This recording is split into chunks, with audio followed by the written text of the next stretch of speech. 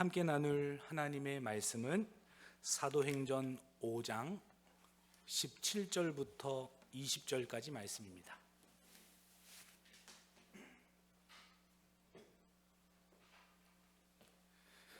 사도행전 5장 17절부터 20절까지 말씀입니다.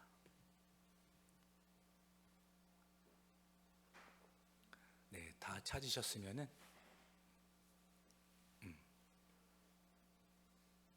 네, 함께 합독하겠습니다.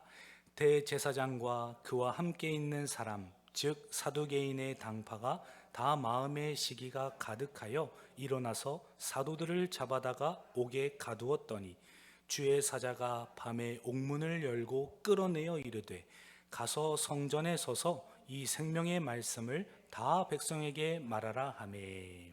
아멘. 생명의 말씀을 전하라 라는 제목으로 말씀을 증거하고자 합니다. 말씀대로 살아가는 성도들에게는 방해 요소가 있습니다. 믿음으로 신앙으로 살아가려고 하는데 사람이 방해가 되기도 하고 환경이 방해가 되기도 하고 이 사탄마귀 귀신이 우리를 끌어 잡아 내리기도 하죠. 믿음으로 사는 성도들에게는 이렇듯 방해 요소가 있다라는 거예요. 때로는 상황적이고 물리적으로 다가오기도 합니다. 반대로 내 스스로가 나 자신을 올무로 올가매는 그런 어려움을 본인 스스로에게도 짐을 지어주기도 하죠. 우리의 삶 속에서 예수 그리스도의 아름다운 덕을, 그 복음을 선포하고 증거해야 하는데 마음처럼 잘 되지가 않습니다. 오늘 본문의 초대교회의 모습도 복음을 증거해야 하는 상황이었지만 엄청난 박해와 어려움과 상황적이고 물리적인 그런 박해들이 있지 않습니까? 초대교회 당시의 복음은 세상의 어떤 힘보다 강했습니다. 로마의 황제의 권위보다 또 율법 지도자들이나 학자들의 가르침보다 그 복음의 영향력은 더 위대했다라는 거죠. 마찬가지로 그러한 상황 속에서도 이 복음의 길 앞에 늘 방해와 박해가 있었다라는 겁니다. 사랑하는 성도 여러분, 오늘날도 초대교회의 그 강력했던 복음은 변하지 않았습니다.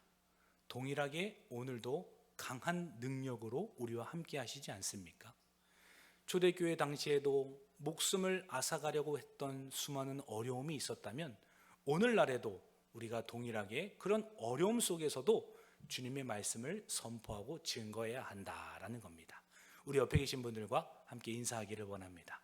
말씀을 증거합시다. 우리 이렇게 함께 인사합니다. 아멘. 시대가 변해도 주님의 그 권능과 능력은 변함이 없으시기 때문입니다. 오늘 본문에서는 대제사장들과 사두개인들이 등장을 합니다. 그 사두개인들과 대제사장들은 예수님의 이름이 점점점 도시에 퍼지자 두려워하는 것을 보여주지 않습니까? 얼마나 두려워하였든지 사도들을 감옥에 가둡니다. 그들이 옮겨가는 곳마다 회심의 역사가 일어나고 예수 그리스도의 부활이 증거되고 많은 사람들이 오히려 율법학자들과 바리새인의 그 교훈을 듣는 것보다 제자들의 말씀 앞에 앉아 있는 걸 보노라 하니 이 대제사장들과 사두개인들이 그 제자들을 감옥에 가둬버린 것 아닙니까? 그런데 오늘 본문에서는 어떠한 일이 일어납니까? 하나님께서 그 옥문을 열어버리세요. 복음을 증거하지 못하게 하고 박해하는 그 상황 속에서 새로운 길을 여시는 하나님을 보여주신다라는 겁니다. 옥문을 여시고 주님께서는 뭐라 하시죠? 가서 성전에 서서 이 생명의 말씀을 다 백성에게 말하라 라고 하셨습니다. 사랑하는 성도 여러분, 복음은 결코 갇혀있지 않습니다. 하나님께서는 동일하게 우리를 세상 속으로 보내세요. 오히려 세상적인 시대와 사조와 어려움들에 복음이 더 약한 것처럼 보일지 모르겠으나 하나님의 말씀은 영혼을 살려내고 그 어둠에 갇힌 자들 가운데 빛을 비춰주고 잘못 왜곡되었던 생각들을 바로잡아 주시는 그 하나님의 역사가 동일하게 우리에게 주어져 있기 때문이다라는 거예요. 그러므로 주말에 친구들을 만나고 또 자녀들과 함께 아름다운 시간을 보내고 또 다른 타인과 교제할 때에 주님의 아름다우심을, 그분의 생명의 말씀을 증거하시는 우리 성도님들 되시기를 주님의 이름으로 간절히 축원합니다. 오늘 본문 17절과 18절 말씀 한 번 더 읽습니다. 대제사장과 그와 함께 있는 사람, 즉 사두개인의 당파가 다 마음의 시기가 가득하여 일어나서 사도들을 잡아다가 옥에 가두었더니.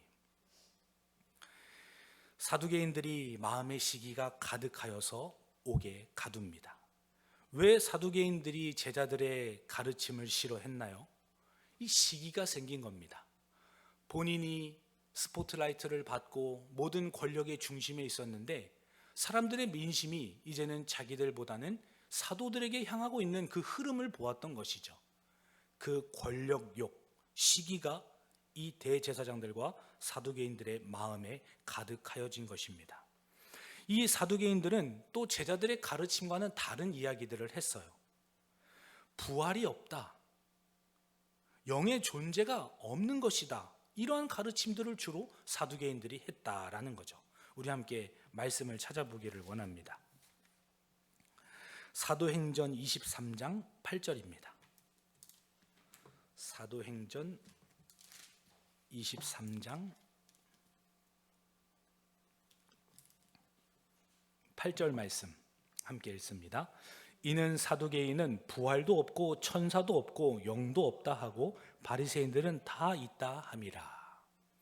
사두개인들은 예수님의 부활도 거짓이라고 말하고 천사도 없다 그러고 영도 없다 그러고 바리새인들도 동일하게 다르다고는 이야기하지만 예수 그리스도의 가르침이 거짓되다고 말하는 이러한 이율배반적인 모든 상황들을 보았을 때 이들을 가둬두지 않고는 우리가 살아남을 수 없겠다, 그런 생각을 했던 것 아닙니까?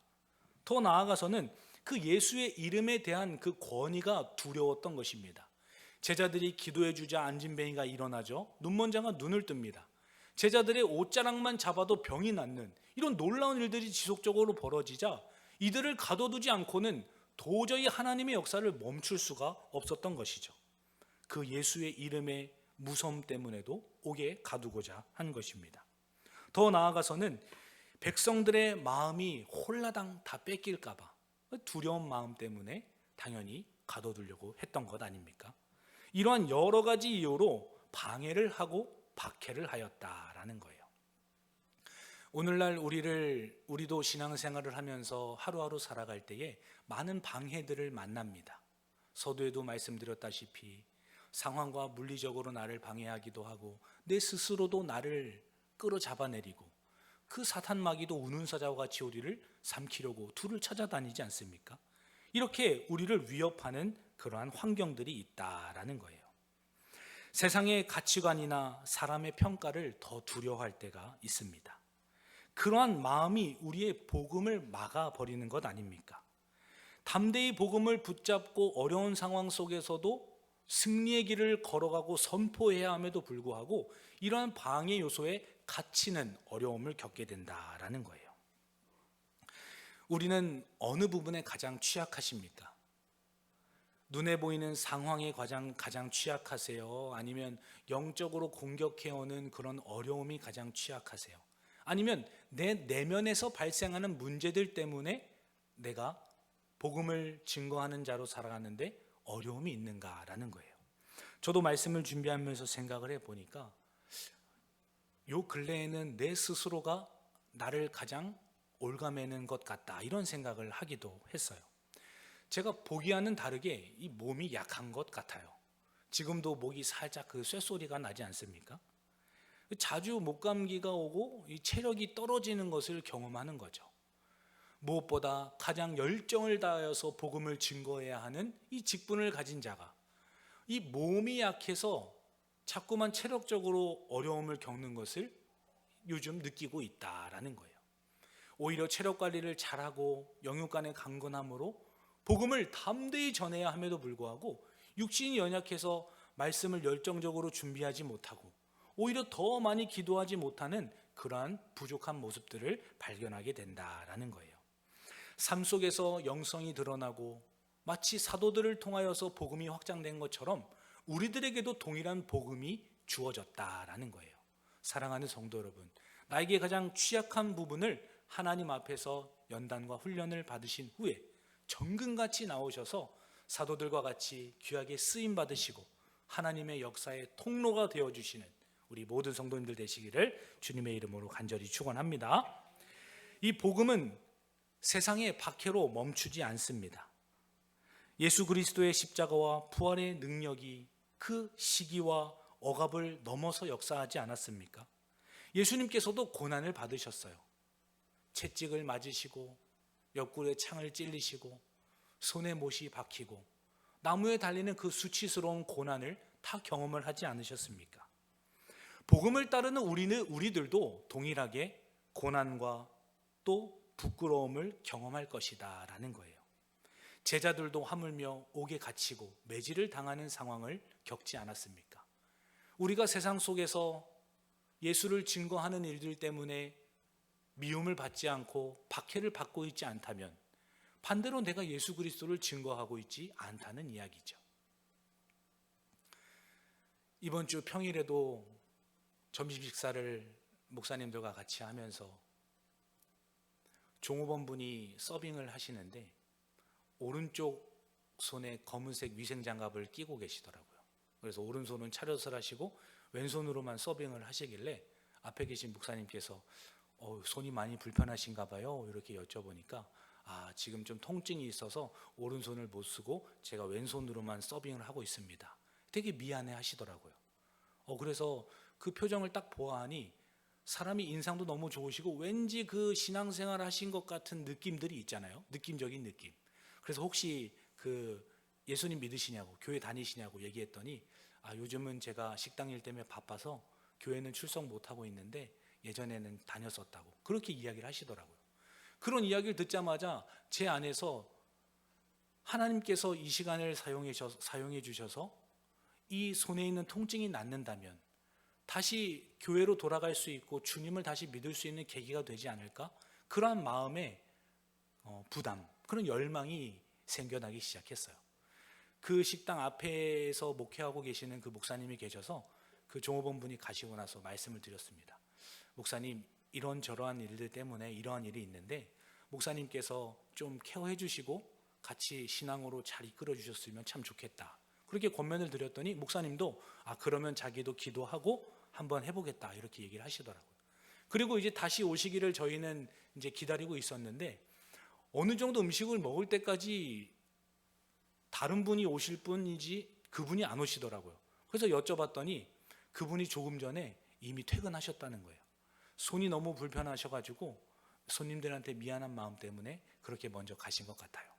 근데 그 뒤에 오셨던 다른 아주머니께서 기도 좀 받았으면 너무 좋았을 텐데 기도 좀 받고 가지 왜 안 받고 갔는지 모르겠다고 하면서 오히려 본인이 목사님이 어디 교회에서 오신지 아니까 자기가 이야기해 주겠다고 그렇게 이야기를 하더라고요. 우리의 삶 속에서 그리스도의 삶을 드러낸다는 것, 복음으로 살아낸다는 것은 참으로 쉽지 않은 일입니다. 그러한 어려움이 있고 또 부끄러움이 있고 기도해 준다고 했는데 퇴근해 버리는 이러한 어떻게 보면은 조금 민망한 그런 상황을 맞이하지 않겠어요? 그러나 우리의 삶을 통하여서 주님의 아름다우심이 드러나고 오히려 그 모습을 통하여서 세상이 그리스도를 바라볼 수만 있다면 우리의 수치심과 우리의 부끄러움이 뭐가 그렇게 대수가 되겠느냐라는 거예요. 사도들도 그러한 마음 때문에 감옥에 갇혔다는 것을 기록을 안 할 수도 있었겠죠. 그러나 내가 그리스도를 위하여서 복음을 힘있게 전하다가 감옥에도 갇히고 매질도 당하지 않았느냐 이러한 말씀들을 기록하였던 것을 보았을 때 고난을 부끄러워하지 않았던 그러한 제자의 삶이 있었다라는 겁니다. 우리 함께 옆에 계신 분들과 인사하기를 원합니다. 복음의 삶을 부끄러워하지 맙시다 이렇게 인사합니다. 복음의 삶을 아멘. 아마 감옥에 갇힌 이야기로 끝났다면 복음은 참 부끄러웠을 것 같아요. 그 식당에서 그분이 그냥 퇴근하고 다른 아주머니께서 우리의 마음을 알아주시지 않았다면 아마 무익했을 것 같아요. 그러나 오늘 본문에서 어떠한 역사가 일어납니까? 우리 18절과 19절 말씀 한 번 더 읽습니다. 사도들을 잡아다가 옥에 가두었더니 주의 사자가 밤에 옥문을 열고 끌어내어 이르되. 아멘. 사도들을 잡아다가 옥에 가둡니다. 그런데 주의 사자가, 성령 하나님께서, 주님께서 어떠한 역사를 일으키십니까? 밤에 옥문을 열고 끌어내어 이르되 라고 말씀하시죠. 하나님께서는 옥문을 열었듯이 복음의 길을 항상 열어주신다라는 거예요. 우리는 실패한 것 같고 수치를 당한 것 같고 부끄러움을 당한 것 같지만 그 자리에서 누군가는 그 상황을 바라보고 있었고 누군가는 그 마음 가운데 주님을 마음속에 심었고 또 하나님께서 열어주시는 우리가 생각도 하지 못하는 길이 있다라는 것입니다. 인간이 닫은 문을 하나님께서는 여시는 분이시기 때문이에요. 마치 출애굽 당시를 생각해 보십시오. 인간 바로왕이 몇 날 며칠을 10가지 재앙을 다 당하면서도 꽉 문을 걸어 잠갔던 부분을 우리가 보지 않습니까? 애굽에서 단 한 사람도 출입할 수 없는 그러한 상황들을 완악한 마음이었던 바로왕이 상황을 만들어 버립니다. 그러나 하나님께서는 그 완악한 바로왕을 무력화시키지 않으십니까? 오히려 홍해의 길을 여시고 그 밤에 모든 백성들이 오히려 애굽을 탈출할 수 있도록 새로운 길과 문을 여시는 하나님을 보게 하신다라는 거예요. 이처럼 감옥에 있는 제자들도 예수 그리스도의 복음을 가두려 두려고 하였지만 하나님께서는 그 결박을 끊으시고 자유의 복음을 선포하시도록 인도하셨다라는 겁니다. 우리의 삶 속에서도 이스라엘 백성들이 경험했던 새로운 길과 문이 열렸던 것처럼 제자들이 옥에 갇혔지만 그 착고를 풀고 하나님께서 옥문을 열어주시고 다시금 복음의 길을 걸어가게 하셨던 것처럼 우리도 실패한 마음, 사람들과의 복음 전도를 하다가 낙심한 마음, 또 나 때문에 의가 상해져서 관계가 끊어진 그러한 상황, 그 모든 것들을 하나님께서 새로운 삶으로, 새로운 방법으로, 새로운 하나님의 타이밍으로 열어가신다라는 겁니다. 그러므로 혹시라도 복음을 증거했다가 관계가 조금 소원해지고 관계가 깨어진 그러한 믿음의 사람들이 있다면 다시 한번 용기를 내시고 우리 부모님에게, 자녀에게, 또 친구들에게, 주변의 이웃들에게 아름다운 덕을 선포하시고 증거하시는 우리 성도님들 되시기를 주님의 이름으로 간절히 축원합니다. 닫힌 문을 하나님께서는 여시기 때문이요, 우리 힘으로는 불가능하다고 여겨질 때 바로 하나님의 뜻 안에서 그 길을 열어 가십니다. 새로운 문을 여신 하나님이 나에게는 언제 있었나 곰곰이 생각해 보다가 지난 주일날 너무나 감사한 은혜의 시간들을 기억나게 하셨어요.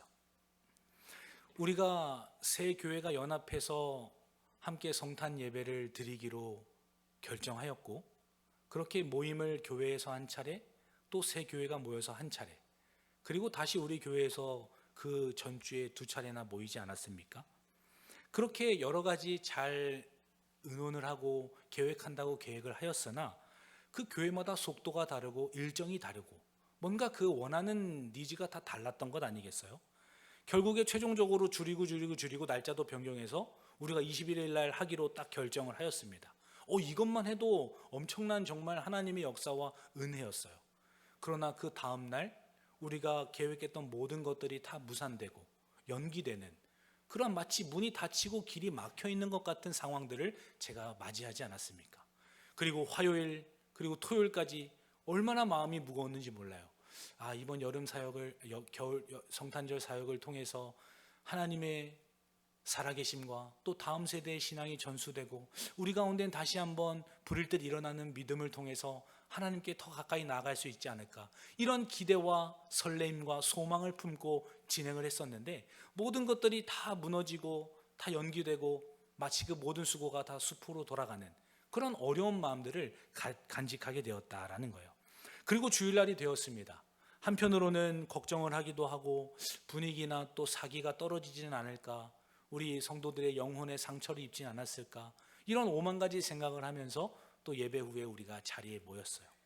그때 이러한 상황이라고 말씀을 드리고 어떻게 하면 좋을까요? 말씀을 드리니까 지난주에는 2차례 동안 3-4시간 회의를 해도 결정이 안 나던 게 이상하게 한 주 만에 유초등부에서는 무언극을 하겠습니다.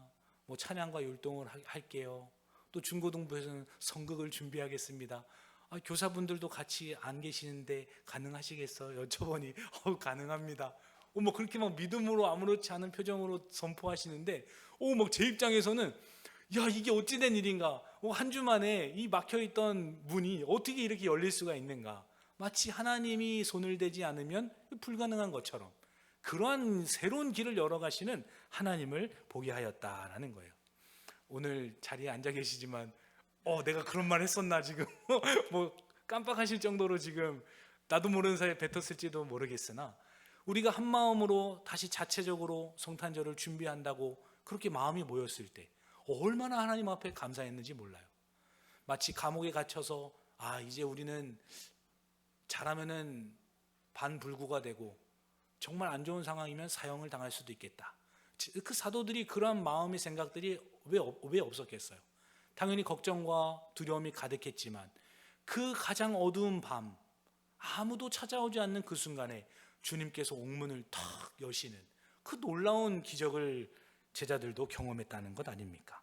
사랑하는 성도 여러분, 우리가 실패한 것 같고 눈에 보이지 않는 그 어두운 길을 걸을지라도 하나님께서는 그 복음의 길을 열어주신다는 사실을 기억하시면서 끝까지 믿음으로 기도하시고 신뢰하시는 우리 성도님들 되시기를 주님의 이름으로 간절히 축원합니다.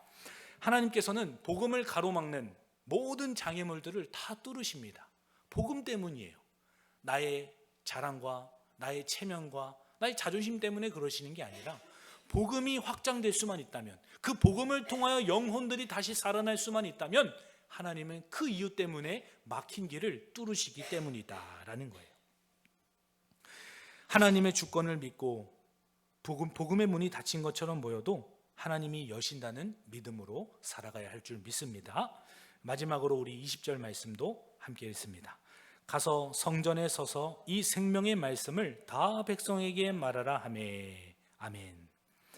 주님께서는 옥문을 열고 가라, 이제 가라 라고 말씀하지 않습니까? 가면 어떻게 됩니까? 불보듯 뻔하게 도망자죠. 탈옥범입니다. 탈옥수는 다시 잡히면은 당연히 이제는 나 죽을 거 각오하고 가야 되는 거 아니겠어요? 그 뒷일은 생각하지 않고 바로 하나님의 말씀에 순종해서 가라 하는 말씀에 성전으로 불이 나게 달려가는 사도들을 보여주십니다. 그리고 생명의 말씀을 다 백성들에게 전하는 이 생생한 복음의 현장을 우리에게 들려주고 계시다라는 거예요. 생명의 말씀은 단순한 교리가 아닙니다. 단순히 우리가 A는 B고 C다 그리고 D다 라는 그런 정립되어져 있는 교리가 아니라 예수 그리스도 그 자체, 그 본인을 가리키는 것이 바로 생명이기 때문에 우리는 그 말씀을 증거해야 한다라는 거예요. 주님께서는 가서 복음을 증거하라고 명령을 주셨어요. 이 명령은 복음이 교회 안에 머물지 않고 세상으로 향해야 하는 것을 우리에게 가르쳐주는 말씀이기도 합니다. 주님께서는 우리 가운데 역사를 보여주시죠. 막힌 길도 뚫어주시고 또 고난과 핍박과 어려움이 있지만 강하고 담대하게 때를 따라 도우시는 은혜로 새롭게 하시는 것을 주세요.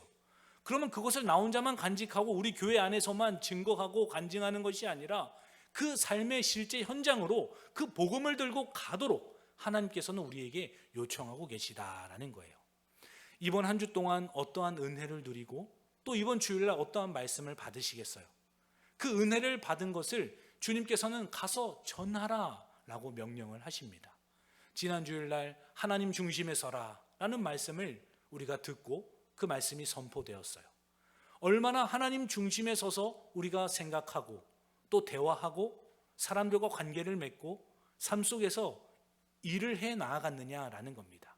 그러한 믿음의 간증들이 차고 넘쳐서 주일날 성도들이 다 같이 모였을 때 그 삶의 현장들과 간증들을 나눈다면 어찌 교회가 행복하지 않고 마치 구름 위를 걸어다니는 것처럼 주님의 은혜가 충만하지 않겠는가라는 거예요.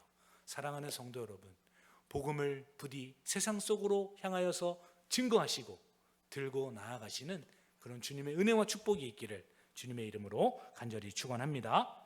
하나님은 옥문을 여신 뒤에 사도들에게 가라고 명령하셨습니다. 오늘도 우리를 내일로 보내실 거예요. 오늘이 금요일이니까 토요일과 또 주일로 우리를 보내실 것입니다. 그때 우리가 어디를 가든지 누구를 만나든지 무엇을 먹든지 마시든지 다 주님의 영광을 위하여서 하시는 우리 성도님들 되시기를 주님의 이름으로 간절히 축원합니다. 하나님 아버지 감사합니다. 생명의 말씀을 전하라고 우리에게 사명을 주셨습니다. 나 혼자만 위안을 받는 복음이 아니라 세상 속으로 또 사람들을 향하여서 복음을 들고 나아가는 우리의 참된 신앙의 모습이 드러나게 하여 주옵소서. 살아계신 예수님의 이름으로 감사하며 기도하옵나이다. 아멘.